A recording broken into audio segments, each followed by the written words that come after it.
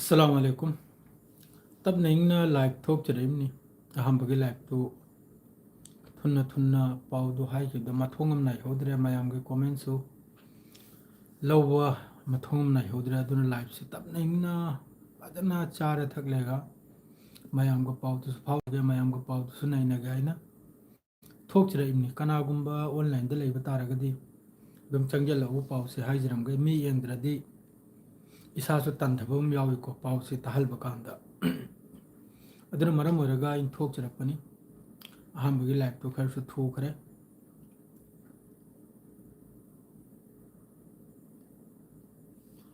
मियो यमदी लाखरे कना बिरुम नमतंग hi hello दु तोबिरो यामददी तुमनरंबगी chance लेको अयुक चाक हौगदौरिमनिना कोंगायमसु तुमनै अखोइरमदा कोंगायमसु तुमदबिदा दुम चारेगा मिर्जा आलम हाइना मखक्ति लाखरे हाय हाइना हेलो मिर्जा आलम कम तौरगे नुआइब्रो मखा ताबसु मी अनहुम यौरखरे अदुम हौजी हौजी नालपकी ममांगदा अखोइने लेरिसिदगी खर लापना ईरान की बैलिस्टिक मिसाइल हिट होइबगी वानी मनाक्तुदा अमेरिका की आर्मी अमसुंग मिर्जा आलम एंसांग सिदी अखोइदी होटल लोइन तौजल्ले असा इफ्तारदुसु दुश्मन यामी अखोइसु दुश्मन मयामम लई लाइव थोबा माद्रे फेसबुक ता लाइव थोबा फोन से मथम मथम मथम मथम अदुम फोन से तौजल्ला खरनिमनि खंगिब्राने येंगनि तौजल्ला इमनि मखोइ मखै लोइन येंगिमनि अखोइ से लाइन ngaktani खंगिब्राने फागी तौबगुमना द्रेदि डिस्टर्ब तौबै मवंगदा लाइव से थोअदी माद्रेदि वीडियो सेम्बा तंजा अखोइगी इफ्तार की मतुंग अस्वाइ सिदा फोन से तोइन तौजल्लकनि द्रेदि इफ्तार की आधा घंटा ममांग सिदा फोन से तोइन तौजल्लकनाबो इमान मखैना तौरिमनि चटनबा थोकना मखैना अखोइगी चाखलबगुमना सौहलबगुमना अदो हौजिकसु लाइव से येंगिमनि अखोइ इमानबम ख मा येंगिमनि आइगी लाइव से हमेशा आरबता लेबा दु तरokबगा कसुयंग नतबिदा चाक चारब्रा कम तौरगे तुमद्रिब्रो हौजिक फौबा हैना अना रे नंग खंगि हैना अदुगुमदु वालेकुम अस्सलाम करी मथेल चारगे ब्रो याखोइ सिददी एलनी एल थोंगी अदुगा दुम चाजनजरे पाव हैबुबु हौजिक नालप ममांगदा लानसी यंग साइगिदुनबु मी मयामनिना कमेंटसी मयामम फुजल्लकपा द्रेदी अमा कनम तौबसिना कोक्सी याम फजना थबुक सुदे सेंगना हाइबदा करेदी हाथु बाथु पाउदु पीबदुदने ईरान की पाउदो अदुम हाइजरके ईरान की तरफ तगी हौजिक मिनिट मंगा तरा आधा घंटा रोम सूरनी अखोइना लेरिबो मफम से मयामदुसु खंगिमनिदो असिदा सिगी निंगथौम खक्की एयर बेसता ईरान की मिसाइल अमा हिट होइबगी वानी मनाक्तुदा अमेरिका की बेस सु लय हाय अमसुंग अमेरिका की सोल्जर सु लैबो अदुकुंबा इन्फॉर्मेशन दु फंगबदुना बु मखोइ की तरफ तगी सु ईरान की तरफ तगी सु हिट तौरमने मेन अइना थोकलपगी रीजन से करिनाइबदा हौजिक हौजिकता इराक की अमसुंग यूएस का हौजिक की लाइफ नि इराक मनुंगदा अमेरिका की आर्मी गा इराक की मखैगा हौजिकता ग्राउंड दा यामना कन्ना लान सोकनरे पूरा रीजन सिमा पूरा लान ओइराइब से वार ओइराइब से सिमयाम फजन खंबिरो पूरा रीजन सिमा पूरा चाकलमने इजराइल ना पूरा इजराइल अमसुंग अमेरिका सिना पूरा रीजन सिगी सिदा लैरिबा जोतो ईरान लेबनान इराक बहरीन तुर्की सऊदी अरब ओमान दुबई कतर असी मखैसे लोइना अदुरेगी हेंजलक्तना अफगानिस्तान पाकिस्तान फावबो यौरमने इजराइल अमसुंग अमेरिका ना मई थाबने इजराइल ना अमेरिका ना अफगानिस्तान दा सही कुल लान तौखे रशिया ना सु लान तौखे सोम माइकैदा नाकलमदा मखोइना लान तौरगा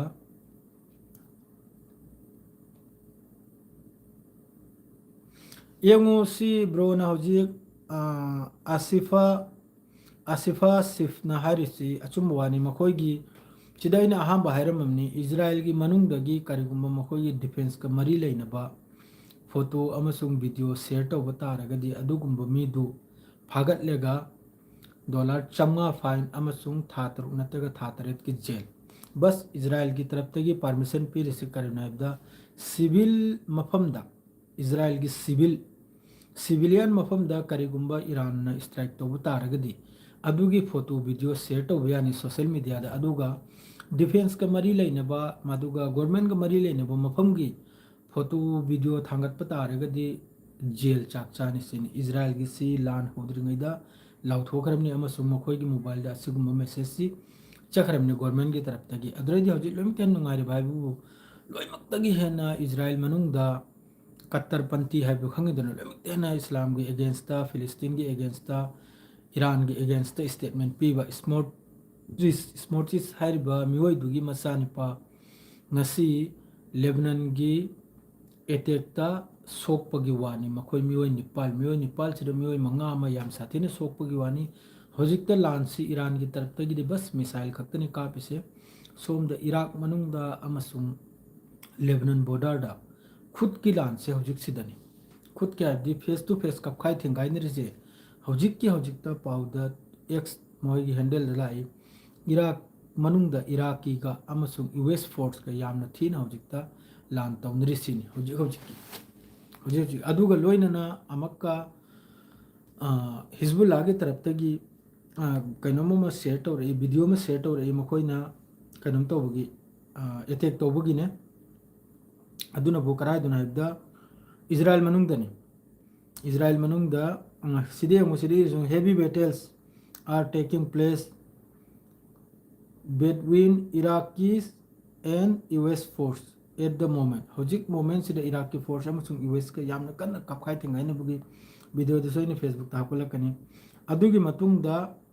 Hezbollah ki taraf tagi release tawre imni targeting the Israeli aerospace industries company in Tel Aviv. Aerospace adugumba industry adugumba company da Hezbollah की तरफ तगी कापगी दूसरे से हिजबुल्लाह की तरफ तगी फायर तौबगी वीडियो ने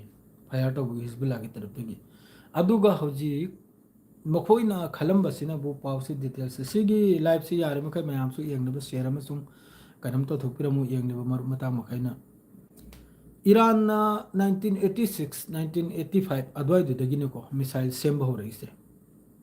इराक का लान तौनबई मतुंगदा अदुई मतमदुदा ईरान के सपोर्ट से अमेरिका ने याम फजन तौखी इराक का लान तौनु मतमदुदा सी पुनमक से मिडिल ईस्ट जो तो पंफी थारमिबो मखै से लोइना अमेरिका ने थारमिमनी अफगानिस्तान दा तालिबान सेंब कनान सेमलमी अमेरिका सेमलमिमनी अदुम तौदना इराक पुसु अमेरिका ने सेमलम बनी 1986 तगी इराक का लाइन तौनबसिदा ईरान से मिडिल ईस्ट जो तो सेमलमिबो मखैसी अमेरिका ने सेमलमिमनी ईरान बुसे सेमलमिमनी अदुगो लोइन अफगानिस्तान बुसे सेमलमिमनी मसाने सेमलम देश तुदा मसाने अटैक तौरमने अदुगो चही कुल लान तौरगा अफगानिस्तान बु लान ngam अदुम तौदना ईरान गा इराक का लान तौनु मतमदसु अमेरिका ने फुल सपोर्ट तौरमने ईरान की full support तौग्रिमने अदुगा अदुई मतमदुदा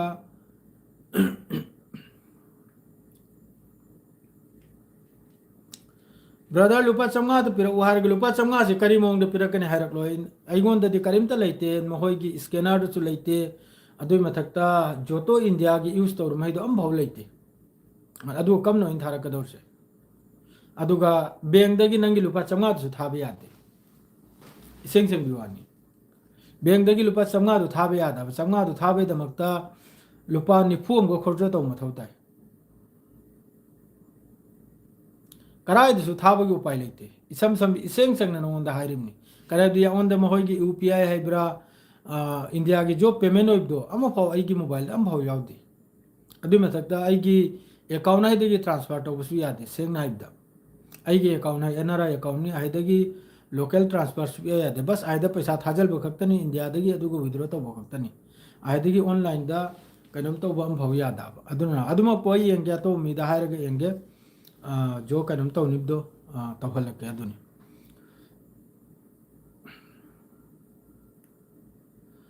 Asif comment Israel की फाइटर जेट ईरान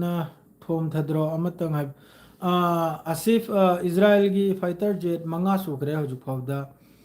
तरुक सुब्रा कैनोनी मंगा अमदी फजन कंफर्म ने तरुक सुब्जी खंगद्री को सिसो कंफर्म ओरनी मखोई की F-18 सिमा हजु फाव मोहि तरफ दे कंफर्म ओरक्तरी अदुगा F-15 दी मंगा सुग्रे अदुगा F-18 अमा ngasi ayukta Iraq border da Iran ki taraf tagi intercept torga lau thabagi video kharam chulai photo kharam chulai adumuko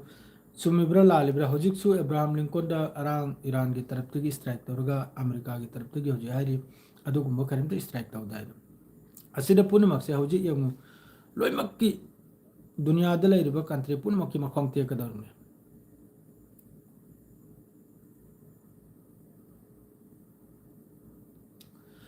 हेतार मखैदो मादु तुंगदा होजिक नत्रे तुंगदा इ तौजरके मखोय महैदो चाकतना तौरिमने करिगा दि जो असिदे हेतार तौरि मखैदो मखोय खंगे ईरान लान से ngambagi फिफम द लैरा छ मखोय खंगे करिगा दि असु यामना होजिक डोनाल्ड ट्रम्प दगी अनकंडीशनल द कंडीशन अम भाव थमदबिदा ईरान बु सिलेंडर तौसिनि होजिक डोनाल्ड ट्रम्प ना हारिसे होजिक लौरांग मसागी पावने करिमता कंडीशन अम भाव थमदबिदा ईरान बु सिलेंडर तौसिनि अदुगी मतुंगदनी ईरान की तरफ ते एखोयने लैरिसिदगी किलोमीटर 450 चामरी लापना मखोयगी बेस अमखक्ता अमेरिका की बेस अमखक्ता मखोयगी मिसाइल हिट ओइख्रिदो नहीं मथेल सिदी कोली एखोय कोली खंगिदना कोली गंगा गोइन तौजलगे नुमदांग से कोली होय खंगिदना मयाम सु कोली होय गंगा गोइन तौजलगे अदुगी साजलगे ngasi नुमदांग साउजी पुदी एनसागा चारा उरे होटल अदुम चारेदा वासु वारे माद्रेदी थोंबसु चांगनिंद्रे किचन दा अदुना अदुम डायरेक्ट कनमोइन ता चाराबा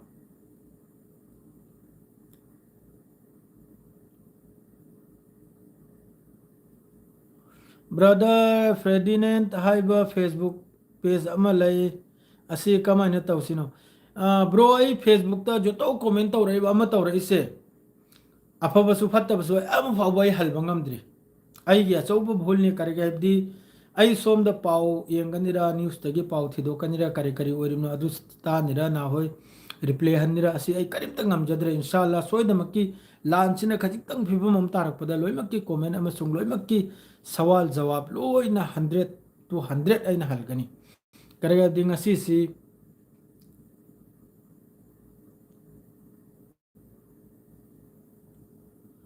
ईरान ने नहीं बनते ईरान तने नहीं बनते ईरान की मनुंग दसु इजराइल ने नहीं रिमनी असेम वादो पाव हर दु लोइन तानिमनी जिस तरह ईरान ने नहीं रिदुम इजराइल नसु ईरान की मनुंग दा अमेरिका नसु ईरान की मनुंग दा नहीं रिमनी सफल सफा पावने कनामते मिचंग चंग गिबदे नखोय कक्तने कमेंट तौदा मिचंग चंग ने तौरसे एखोय मिचंग चंग येगा पावता तमलोय नखोय दा सेंगनाइदा मेन होकी सेंगनाइदा एखोय मिचंग चंग लेगे जिस तरह इजराइल की तरफ ते अमेरिका की तरफ ते की सिविलियन की मथक ते स्ट्राइक तोरबाय नंग अमक्ता हाइरो ओइगा नैनसी अत्रगा नंगी लिंक पिरो ओइगा डिबेट अमक्तंग तौनसी लाइव तरा जसादरा फेसबुक तरा करिनो खैब्राने इजराइल ने कना हतली अमेरिका ने कनाई मथक स्ट्राइक तौरी इजराइल ने कनाई मथक स्ट्राइक तौरी ईरान की तरफ तगिना कनाई मथक स्ट्राइक तौर से नंगी दिल दुदा नंगी थमोय दुदा खजिक तौर से इंसानियत याव लेरगदी नंग इजराइल बु सपोर्ट तौर करेगा दी इजराइल से मिहत प कंट्री मिहत प कंट्री करा नते देश करा नते अकल बन इजराइल आइन थोलिमनि लोयरबो मपान दगी हिटलर न तांथोरपै मतुंग दा ओक्चल बिखरिमनि फिलिस्तीन लाइफम चाफम लैतबदुदा रिफ्यूजी गुमना लैबदुदा ओक्चल बिखरिमनि फिलिस्तीनी मखैन ओक्चल लेगा थम लेगा हौजिक योंग ने युम्बु ता लेबदो अदुइ फिबम दनि तौरिबा है रिफ्यूजी नि मखोइसे नंग वारो गे वारो तो असेम मके मखोइसे रिफ्यूजी है दो असेम नि लम पाम्बा अदुनि ब्रो खंगिब्राने नंग फजन हिस्टोरी दो अमतंग संगल लेगा फजन पाथो अदुइ मतुंगदा नंग तोरको तो वइगा मखोइसे रिफ्यूजी है दो लम पाम्बा असेम मनि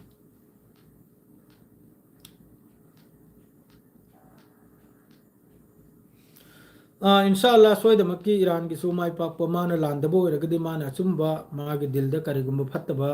लैरिबा दुनिया से लैरिबा मियोय माइगी फत्तबा खंदबो रगदि ईरान सोयदमकी माई पाकनी एनी हाउ तो मान माई पाकनी हौजी हौजिकता वर्ल्ड की देश मथक वर्ल्ड की देश खुदिंग मक्ता पेसारनी हौजी ऑयल अमसुंग गैस असिम खंबिरो ऑयल अमसुंग गैस की हौजिक लोइमक्की मथक्ता पेसारो रकदरनी लोइमक्की थाव तांगना कदरम लोइमक्की गैस तांगना कदरनी अदुगा लोइनना ईरान की शिप मचा मचा डिस्ट्रॉयर सेम टू सेम हौजिक की सहित 136 ड्रोन हाइगुंबा सुसाइड शिप लिसिंगम की मथक्तनी हौजिक ईरान की स्ट्रेट ऑफ हार्मुज की मनाक्सिदा ईरान न सेम साधना थमखरिसे करिगुंबा अमेरिका अमसुंग इजराइल की जहाज असिने चिंबा स्ट्रेट ऑफ हार्मुज की ब्लॉक से थुगाइबगी लाप तारगदी अदुगुंबा जहाज मचा अदुगुंबा ड्रोन अदुगुंबा मिसाइल मयाम सीजनिंगा ईरान द लैरिया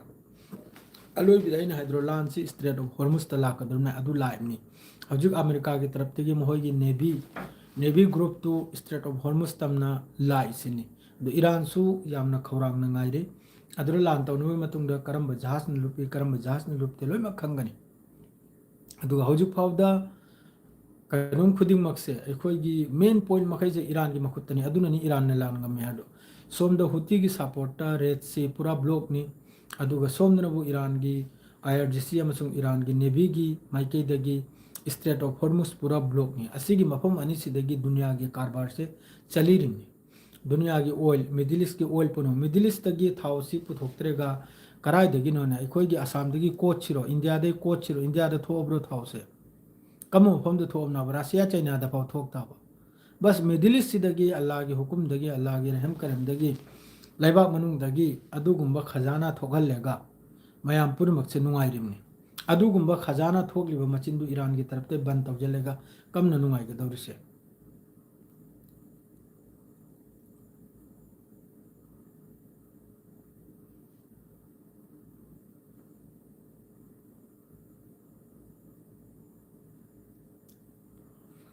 MM फरहान करिनु नांग निरसे ज्ञानम ताद्रे ब्रो इजराइल की 6000 है नमी सिरे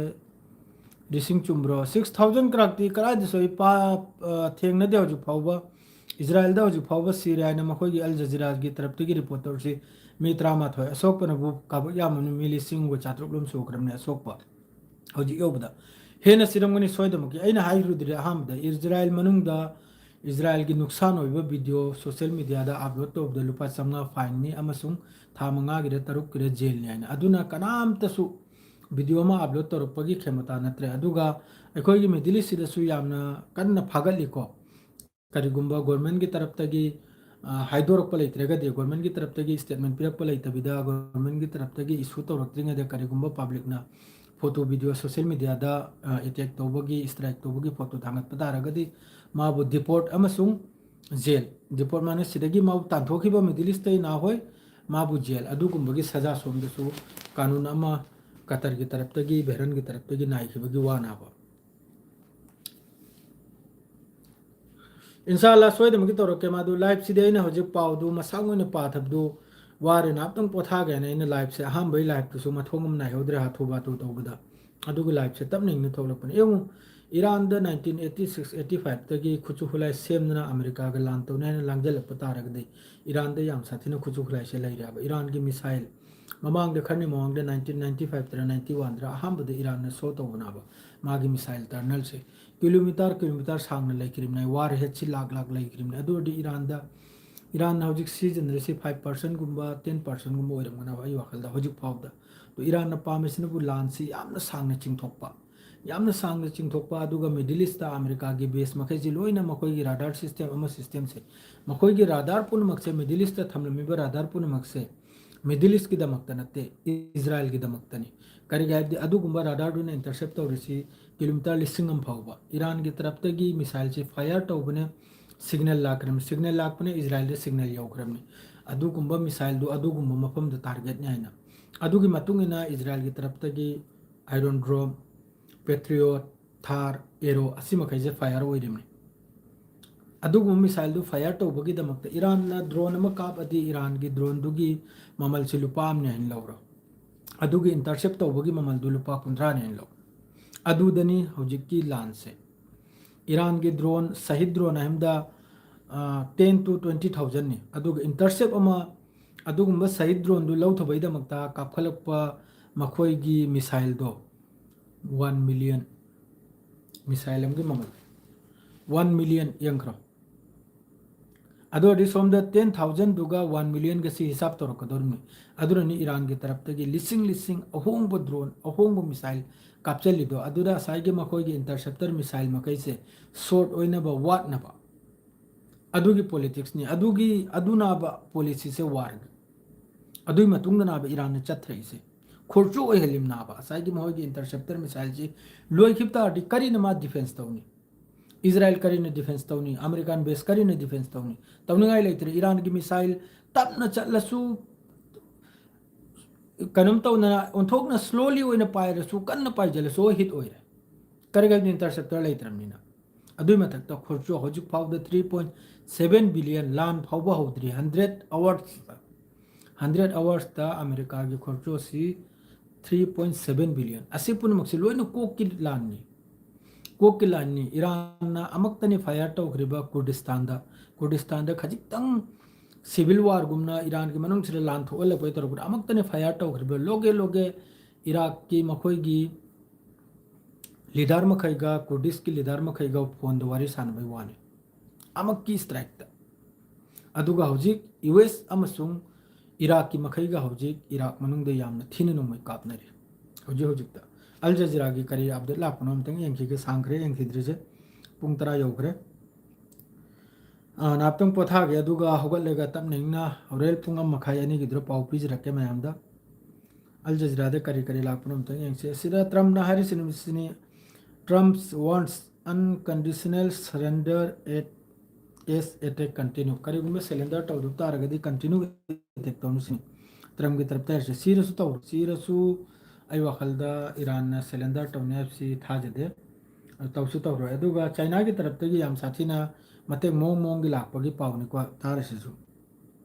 चाइना की तरफ तगी सोइदमकी मतेंग लाकेना सिदा हिजबुल्लाह की तरफ तगी latest attack in Israel Hezbollah की तरफ तगी लेटेस्ट ओइबे अटैक नि अपडेट मान पीरिसे कराइन हे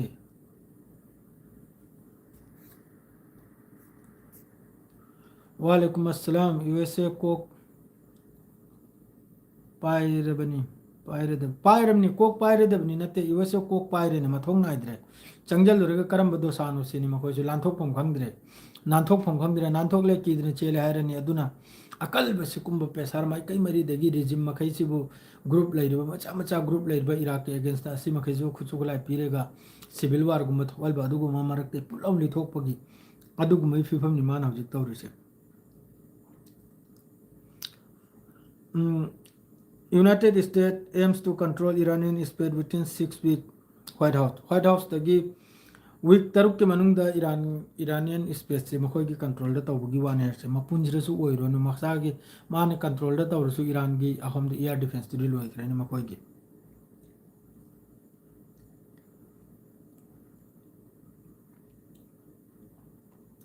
सोम दा मखा ताबा दी अमना पाउसी दी हजुफाव लागते को यूएन की चीफ की दमकतगी यूएन चीफ की तरफ तगी कैनम तौरसिन अथुबदे स्टॉप तौबा हजुकी फाइटिंग से डिप्लोमेटिक की मरम द डिप्लोमेटिक ओइना अखोई हजुकी सीजफायर गुम्बा खंद्रे लान से लेपासी यूएन की तरफ तगी दी ईरान बु हमेशा अदुम कोंजनर पुबाय द मोंग द तौइको कतर की तरफ तगी बहरन दसो हजुकी नवल फोर्स बिल्डिंग अमखता हाउसिंग बिल्डिंग अमखता नवल पर्सनल लेबा अखोई नेवी पर्सनल लेबा दुगुम बिल्डिंग अमखता कतर कनोम की तरफ ता बहरन की मथकता ईरान ना स्ट्राइक तौबे वानी अदुरा कतर की तरफ ते कतर की foreign minister foreign minister affair असिना कंडेम तौरई हजिकी अटैक सिदा असुम तौदना अखोइना लेरि मफम सिदसु यामना साउन अटैक तौखरे अखोइ लेरि मदु मतुंगदा IRGC की तरफ तगी स्टार्ट ओइखरे 23 वेब हजिकी महोगी ट्रू प्रॉमिस